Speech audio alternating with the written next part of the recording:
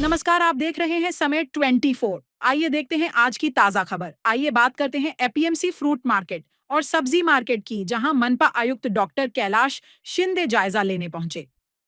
जब आयुक्त वहां पहुंचे, तब उन्होंने देखा कि सड़क किनारे और नाले में काफी मात्रा में कचरा जमा था। गंदगी और कचरे की वजह से वहां से गुजरने में भी परेशानी हो रही थी।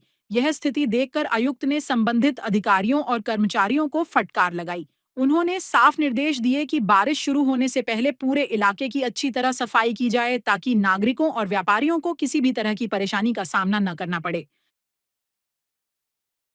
सर काय पाहणी दौऱ्यामध्ये निष्पन्न झालं काय? आज आपण म्हणजे मी विशेष करून पावसाळ्यामध्ये नेहमीच जिथे फोटो येतात पाणी साचल्याचे, भाजीपाला मार्केट आणि फळ मार्केटच्या या दोन ठिकाणी भेट दिली.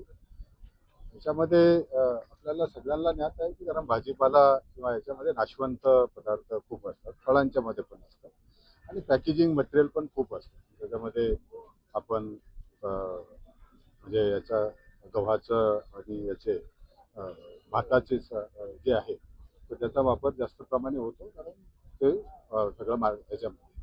पण ज्यावेळेस इथं अनलोडिंग होताना भाजीपाला निघून जातो, फळं निघून जातात, कुजलेले फळं तिथेच टाकली जातात आणि हा पॅकेजिंग मटेरियल पण तिथेच राहतो आणि त्याच्यामुळे तिथली खालची जी नाली आहेत त्या सगळ्यामध्ये आपल्याला पाणी तुंबण्याचे प्रकार मोठ्या प्रमाणात होतात. आजही व्हिजिट केल्यानंतर तेच प्रत्यक्षरित्या जाणवतं. तर मी सर्वांना आता मार्केटचे जे त्यांचे उपसचिव आहेत त्यांना मी आज सूचना दिल्या की 8 दिवसामध्ये पुढल्या त्या सगळ्या प्रक्रिया आणि सक्शन महानगरपालिकेचे सक्शन पंप सुद्धा इथे लावावेत आणि एकदा सगळं क्लीन इथून तो करावा. हा एक भाग आहे. दुसरा, जिथे पाणी साचतं तिथे रस्त्याची उंची आणि बाजाराची जे आहे ते दोन्हीमध्ये मोठी तफावत. म्हणजे आपल्याला खाली बाजार खाली आहे, रस्ता वर आहे, त्यामुळे रस्त्यावरचं पाणी पुन्हा खाली येतो आणि बाजारात तयार होणारं पाणी सुद्धा नालीपर्यंत जाण्यासाठी तिथं सुद्धा चढ आहे. तर तिथेही मी त्यांना आपल्याला काही इंजिनिअरिंग सोल्युशन आहे त्याच्या सूचना दिल्या, तेही इंजिनियर करतील. विशेष आणि पूर्ण जी नाली आहे आपल्याला तिथून पूर्ण मुख्य नाल्यापर्यंत घेऊन जाणार तीही त्याची स्वच्छता आणि त्याचं पूर्ण फ्लशिंग ते आपल्याला केलं पाहिजे आणि पावसाळ्याच्या दिवसांमध्ये सुद्धा तिथे आणखीन काही जास्तीचे पंप ठेवून वगैरे पाणी साचणार नाही अशी व्यवस्था तिथे करतील.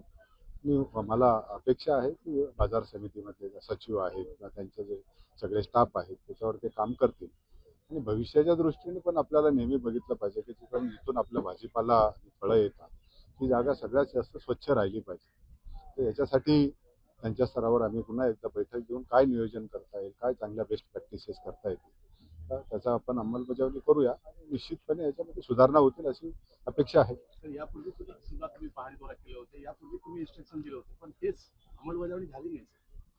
एक आपल्याला लक्षात घेतलं पाहिजे की एक स्वतंत्र दोन संस्था आहेत. महानगरपालिका जसं एक मार्केट आहे, ते एक स्वतंत्र संस्था आहे, त्याची मॅनेजमेंट कमिटी आहे.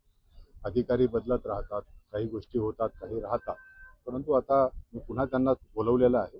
आज सचिव नाही आहे, मंत्री महोदयांची मीटिंग असल्यामुळे ते मंत्रालयात आहे, परंतु ते माझ्याकडे येतील आणि आम्ही याच्यावर निश्चितपणे काहीतरी एक चांगली उपाययोजना करण्याचं करू. सर्वात महत्वाचं की आता डिसेंटिंगचं काम सुद्धा काढले नाही. आता पाऊस येणार आहे, कधी पडेल, पण डिसेंटिंगचं काम सुद्धा मंजूर झाले नाही, काढले नाही. मी आता त्यांना सूचना दिल्या, कारण त्या संस्थेचं काय मी दररोज काय रिपोर्टिंग पाहत नाही, परंतु पावसाळ्याच्या दिवसाच्या दृष्टीने इथलं पाणी महानगरपालिकेच्या नाल्यांना येतो, तिथं अडचण होणे, नागरिकांना त्रास होऊ नये या भूमिकेतून मी इथे सगळी पाहणी करत असताना त्यांना मी सूचना दिल्या. मला अपेक्षा आहे की ते आता त्याच्यावर काम करतील. शेवटचा प्रश्न, या शहरामधील गावगावठाण बाकी परिसर असे स्वच्छ आहेत, मात्र तुम्हाला या एका मार्केटमधून दुसऱ्या मार्केटमध्ये येताना चक्क कानावर रुमाल ठेवून किंवा तो संताप पाहायला मिळाला, अपेक्षित होता असं काहीतरी, एवढं घाण असेल असं, कारण तुमच्या चेहऱ्यावर तो संताप पाहायला मिळाला. आयुक्त म्हणून नाही तर एक नागरिक म्हणून तुम्ही ज्या वेदना व्यक्त केल्या, काय म्हणा? आपल्याला अशी परिस्थिती तुम्ही माझ्याबरोबर होता, त्यामुळे वेगळ्याने त्याच्यामध्ये बोलणं हे चांगलं नाही. त्याच्यामध्ये मला ज्या सूचना त्यांना द्यायच्या त्याही मी सूचना दिल्या. अपेक्षा व्यक्त करतो मी आता की त्याच्यामध्ये बदल होतील. 8 दिवसानंतर मी पुन्हा माझी एखादी टीम पाठवून मी त्याचा अहवाल घेईन, बरोबर आणि त्याच्यामध्ये बदल होण्यासाठी आपण प्रयत्न करूया. आहे वस्तुस्थिती ती नाकारता येत नाही. सर, कचऱ्याचं साम्राज्य इथे आहे असं दिसतंय की दैनंदिन कचरा देखील उचलला जातोय की नाही असा प्रश्न निर्माण होतो. हा कचरा दैनंदिन उचलला जातो, फक्त त्याच्या वेळा ज्या आहेत त्या पाळल्या जात नाहीत असं दिसतंय.